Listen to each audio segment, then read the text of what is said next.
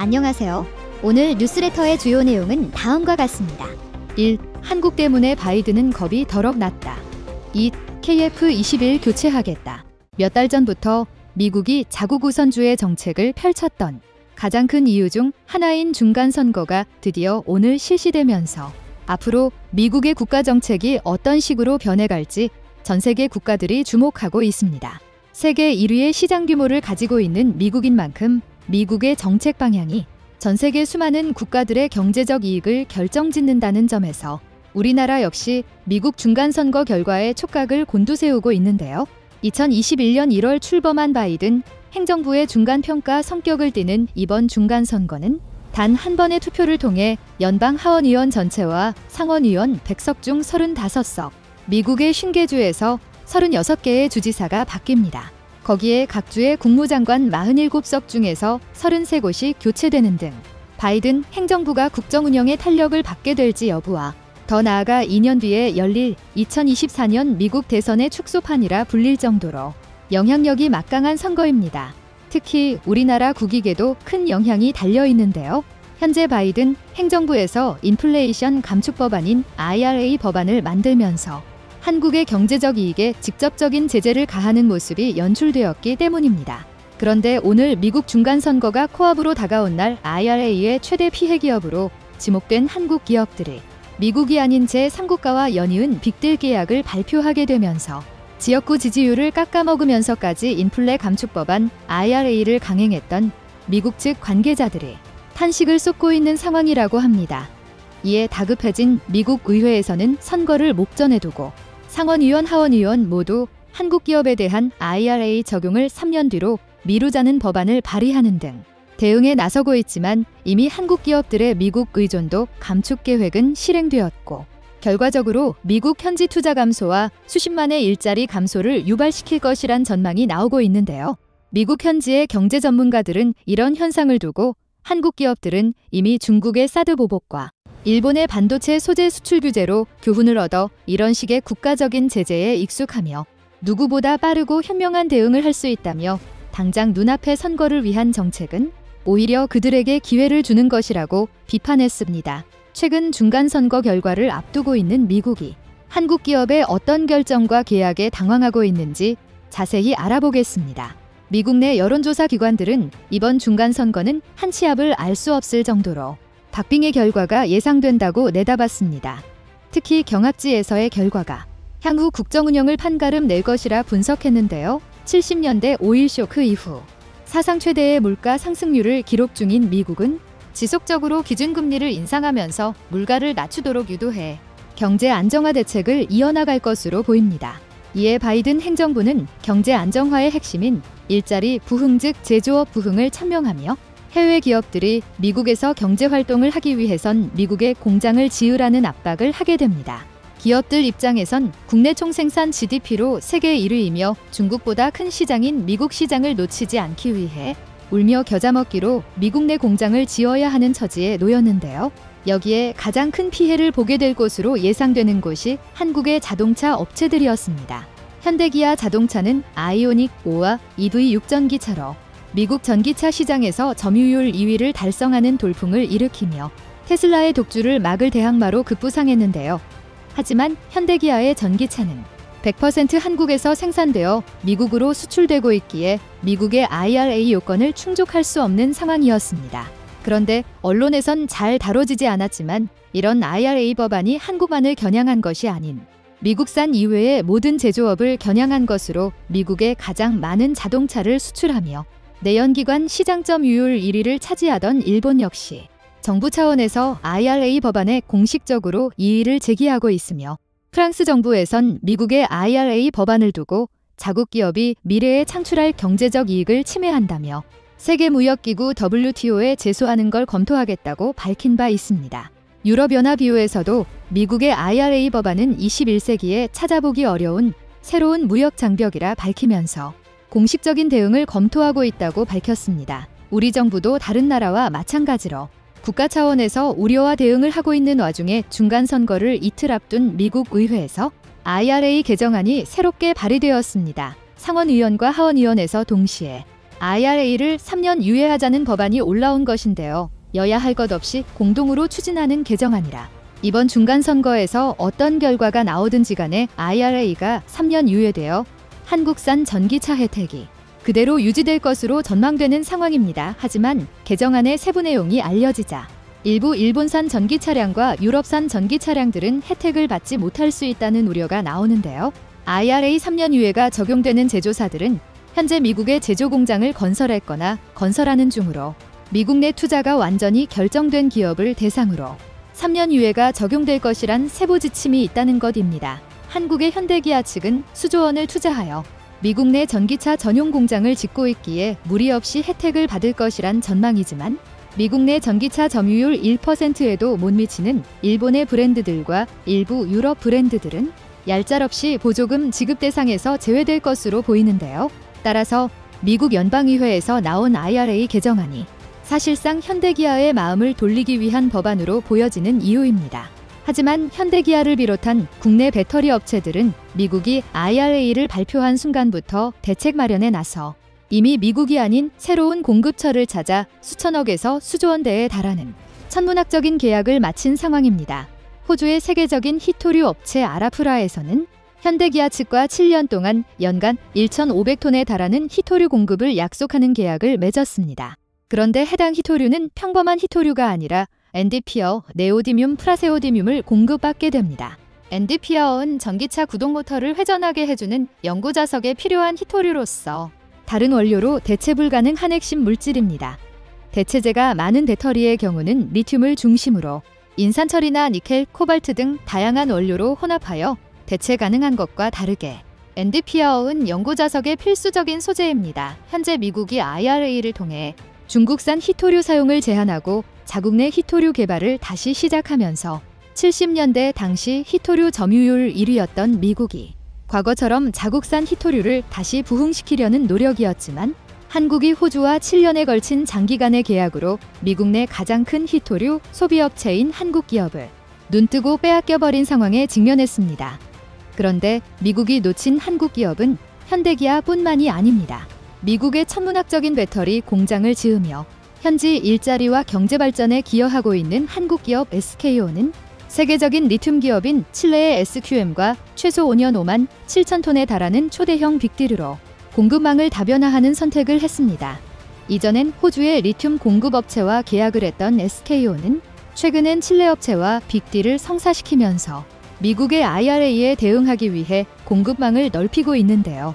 SKO는 이번 계약으로 세계 최고 품질의 리튬을 전기차 120만 대나 생산할 수 있는 규모로 공급받게 됩니다. 이 밖에도 양사는 향후에도 리튬 추가 공급 계약에 대한 가능성을 열어둔 것은 물론 폐배터리 재활용 시스템 등 중장기적인 파트너십 구축을 위해 논의하고 있습니다. 이미 미국 내 배터리 공장을 건설 중인 SKO는 칠레로부터 원재료 공급을 받게 되는 경우 IRA 요건을 충족시킬 수 있는데요.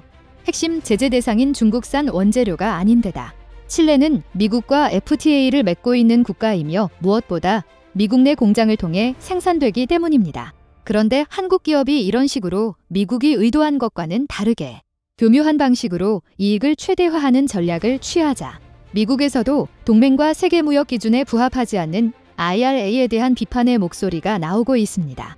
원재료부터 제조 가공까지 원스톱으로 미국 내 공장을 통해 해결하길 바라는 미국의 정책은 결과적으로 글로벌 기업들이 위험을 회피하는 결정을 하도록 만들어 미국이 법적으로 제재하기 어려운 호주나 멕시코, 칠레와 같은 지역과 공급 계약을 늘리고 다변화시켜 결과적으로 미국 내 일자리를 감소시키는 것은 물론 현지 경제에도 악영향을 준다는 것입니다. 미국 현지 경제 매체에선 IRA를 비판하며 바이든 행정부의 해외 기업을 배척하는 정책에 사라진 일자리만 수십만 개라고 지적하는 등 우려를 나타내고 있는데요. 그럴 만한 이유가 있습니다. 이번에 IRA로 한국의 전기차가 가장 큰 피해를 볼 것으로 지목됐지만 아이러니하게도 한국산 배터리는 세계 최고의 혜택을 보게 될 것으로 지목됐는데요. IRA의 핵심인 미국 내 생산 제조에 가장 부합하는 기업이기 때문입니다. 한국의 전기차 배터리 3사는 과거부터 미국 내 배터리 공장을 공격적으로 세계에서 가장 빠르게 늘려왔습니다. 그 이유는 단순한데요. 배터리의 경우 전기차 원가의 40%에 달할 정도로 비싼 데다 매우 무거워 운송 비용이 많이 들기에 전기차 수요가 많은 곳에 공장을 짓는 것이 유리합니다. 전기차 배터리팩 무게만 400kg에 육박할 정도로 일반적인 내연기관 차량보다 전기차의 무게는 기하급수적으로 늘어나며 대량 화물로 이송하는 경우에 물류 비용 역시 감당하기 어려운 수준으로 늘어납니다. 따라서 국내 배터리 3사는 미래에 가장 많이 그리고 빠르게 전기차 시장이 시작될 미국에 공장을 건설하기 시작한 것인데요. 그런데 문제는 한국 배터리 기업 말고 미국에 이렇게 투자한 배터리 업체가 전무하다는 것입니다. 미중 갈등의 영향으로 중국 배터리 업체의 미국 공장 건설은 물거품되었고 미국의 자체 배터리 업체는 없다시피 하기에 사실상 미국에서 생산되는 배터리는 한국 기업이 독점하는 상황인데요. 지금 IRA의 여파로 인해 미국에서 생산된 배터리를 탑재해야 하는 전기차 브랜드들은 어쩔 수 없이 한국의 배터리를 탑재할 수밖에 없는 상황에 놓였습니다. 그런데 미국이 이번 IRA를 통해 한국 기업에 대한 신뢰를 주지 않으면서 한국의 배터리 업체들도 미국 현지 업체와 계약할 수 있는 것을 다른 곳으로 분산시키면서 잠재적인 위험 요소를 최소화하려는 상황입니다. 이는 결과적으로 미국 현지 업체의 일자리를 감소시키고 미국 현지 경제에 안 좋은 영향을 주게 됩니다. 이에 미국 현지에서는 너무 자국의 이익만 따지다가 미국의 일자리와 경제 발전을 가져다줄 해외 기업들이 미국산을 최소화하는 결정을 만들었다며 후회 중인 상황입니다. 이번 중간 선거를 앞두고 나온 한국 기업들의 이번 결정에 최근 글로벌 방산업계의 초신성으로 떠오르고 있는 한국 방산업계에 또 다른 놀라운 소식이 전해지고 있어 현재 전 세계적인 관심이 집중되고 있습니다. 그것은 바로 지난 7월 19일 완벽한 초도 비행을 선보인 이후 이달 2일까지 총 7번의 비행을 통해 더욱 안정적인 비행 성능과 무장 탑재량 등 다수의 긍정적인 데이터들이 누적되기 시작한 KF-21 보라매를 바라보는 세계 각국의 놀라운 반응이었는데요. 실제로 최근 세계 각국에선 우리나라와 분담금 문제로 갈등을 빚고 있는 인도네시아를 제쳐두고 KF-21에 대한 러브콜이 쇄도하고 있습니다. 그중 특히 우리 방산업계의 오랜 단골 고객인 필리핀은 최근 가장 적극적인 움직임을 보이며 국가 핵심 사업으로서 KF-21 도입을 추진하겠다는 입장을 밝히고 있는데요. 이는 최근 전 세계에 매우 강력한 인상을 남긴 한국의 특수비행팀 블랙이글스가 필리핀에 상륙해 양국의 친선 에어쇼를 진행했을 당시 돌연 필리핀 공군에서 공식적으로 KAI 측 관계자와의 담화를 통해 보도가 대서특필된 것이었습니다. 이에 당시 분담금 문제로 한국의 심기를 건드리고 있는 인도네시아를 대체해 필리핀이 KF-X 사업에 새로운 협력국 자리를 선점하려 하는 것 아니냐는 외신의 분석까지도 속출했었는데요. 이처럼 최근 필리핀뿐만 아니라 쫄란드까지도 KF-21 사업에 관심을 보이고 있는 와중에 본래 협력국이었던 인도네시아는 여전히 정신을 차리지 못하고 우리에게 지속적으로 간을 보려는 행위를 반복해 어의를 상실하게 만들고 있습니다. 세계 시장으로의 진출을 앞둔 KF-21과 여기에 발맞춰 경공격기 시장의 본격적인 공략에 나선 FA50의 전망에 대해 자세히 알아보겠습니다. 우선 지난 5일 필리핀 뉴스통신 PNA과 맥스디펜스 등 복수의 필리핀 현지 언론은 필리핀 공군 PAF-이 각종 인증 시험 절차를 마치고 있는 한국항공우주산업 KAI의 KF-21 보라매 전투기 사업에 매우 큰 관심을 보이고 있다고 대서특필했는데요. 매체는 수년 전부터 필리핀 공군이 다목적 전투기 MRF 구매를 추진하고 있었고 최근 KF-21의 성공적인 초도 비행 직후 연이어 이어진 안정적인 추가 시험 비행에서 나온 결과로 인해 향후 필리핀 공군의 다목적 전투기 사업에 가장 중추적인 입지로 도약할 수 있다는 보도를 전했습니다. 메이너드 메리아노 필리핀 공군 대변인 대령은 필리핀 뉴스통신 PNA과의 인터뷰를 통해 필리핀 정부와 공군이 KF-21 전투기 도입에 대해 매우 적극적인 자세로 임하고 있다는 것을 어필하며 나선 것이었는데요. 실제로 이러한 필리핀 공군의 폭탄 선언은 인도네시아 방산 매체 에어스페이스 리뷰에까지 보도되며 일부 인도네시아 현지 언론들에선 그러나 여기에서 문제는 여전히 대다수 인도네시아 언론들에선 이러한 일각의 우려들을 모조리 무시한 채 터무니없는 배짱을 부리고 있는 것도 모자라 다시 한번 한국의 뒤통수를 치는 소식이 전해지고 있다는 것이었습니다. 최근 인도네시아의 유력 군사 매체인 조나 자카르타 조너 저카어터에서 얼토당토 않는 내용의 기사를 보도한 것입니다. 주장하고 있었습니다. 심지어 한 인도네시아 방산업체 관계자는 인도네시아의 분담금 미지급 문제를 두고 인도네시아가 없이는 KFX 사업이 제대로 진행될 수 없다는 어처구니 없는 논지를 펼쳐나가고 있었는데요. 쉽게 말해 애당초 본인들이 아니었다면 한국 방산업계가 지금의 위치에 결코 올라설 수 없었을 것이라는 주장을 하고 있는 것이었습니다.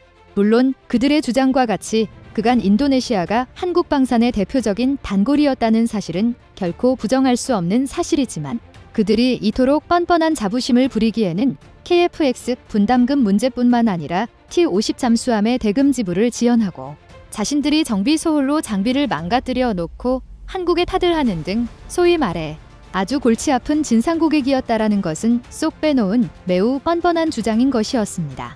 심지어 본 기사에서는 이러한 이유들 때문에 양국의 국방협력이 여전히 순조롭게 진행 중이라고 끝마쳤는데요.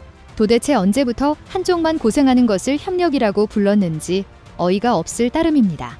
문제는 이처럼 선을 지속적으로 넘나들며 한국의 심기를 건드리고 있는 이들이 여기에서 그치지 않고 KF-21의 실패를 예상하는 기사까지 보도하며 오히려 우리나라가 아니라 인도네시아 정부가 KF-21 사업에서 미리 발을 뺄 준비를 하고 있는 것이 아닌가라는 황당한 의혹이 제기되고 있다는 것이었습니다.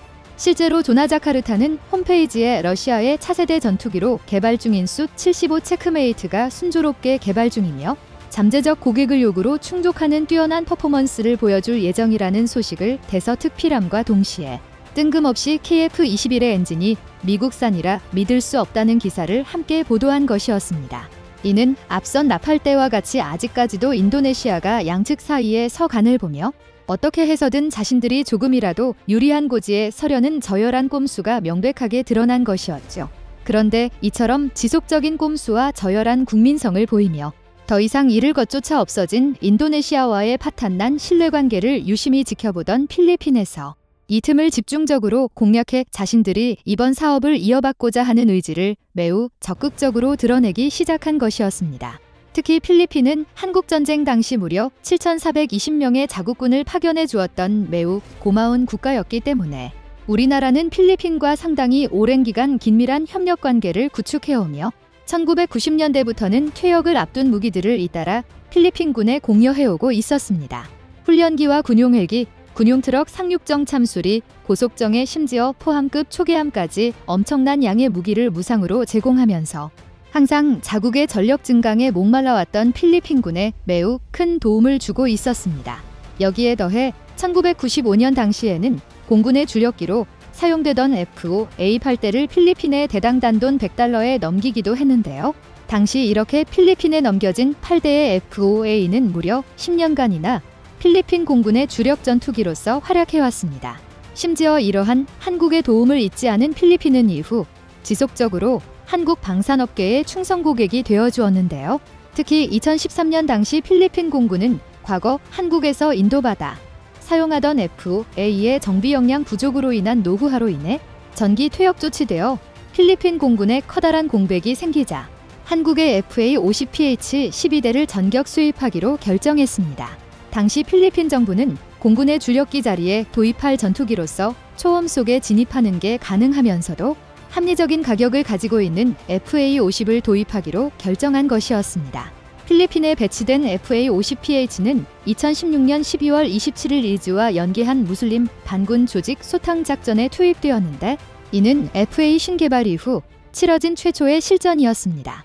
이후로도 FA-50PH는 반군 조직을 대상으로 수차례나 투입돼 여러 번의 폭격 임무에서 압도적인 명중률을 보여주어 필리핀 정부의 극찬 세례를 받은 것도 모자라 글로벌 방산업계에서 FA-50의 근접 항공 지원 시스템이 매우 높은 수준을 갖추고 있다라는 것을 증명할 수 있는 매우 중요한 출발점이었습니다. 결정적으로 2017년 6월 민간인 1770여 명을 인질로 삼아 필리핀 마라위를 점령한 이즈 반군을 소탕하는 작전에 FA-50PH가 투입되어 놀라운 정확도의 정밀 폭격으로 인해 반군 지휘부를 초토화시키며 전투를 승리로 이끌어 이때부터 FA-50은 본격적으로 전 세계적인 주목을 받기 시작했습니다. 이처럼 다른 나라들과 달리 수차례나 치열한 실전을 거치며 그 누구보다 FA-50의 압도적인 성능을 체감한 필리핀 공군에서는 최근 필리핀 정부의 FA-50의 추가 도입을 요청하는 것을 넘어 이제는 한국이 만든 KF-21의 도입을 가장 적극적으로 주장하고 있는 것이죠.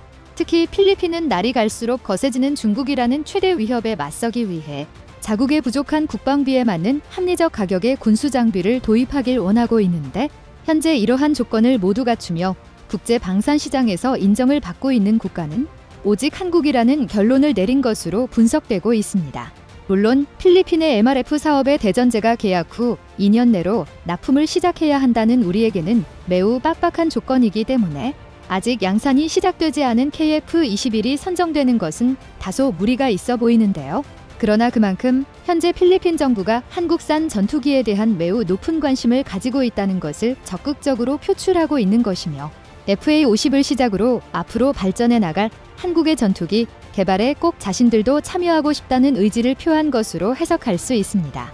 특히 최근 새로운 형제국으로 떠오르고 있는 폴란드 역시 한국의 KF-21 블록 2 파트너로서 매우 강력한 참여 의지를 드러내고 있는 가운데 이러한 필리핀 정부의 움직임은 다른 국가들이 아직은 KF-21의 성능을 신뢰하지 못하며 도입을 망설이는 사이 이를 미리 선점하려는 움직임을 보이고 있는 것이죠. 실제로 이미 한국의 FA-50은 전 세계적인 인기가 폭발하고 있는 상황인데요. 최근 쫄란드가 48대를 전격 구매하기로 결정한 직후 그동안 은근슬쩍 간을 봐오던 다수의 국가들에서 FA-50의 주문이 밀려들고 있는 초유의 상황이 펼쳐지고 있습니다.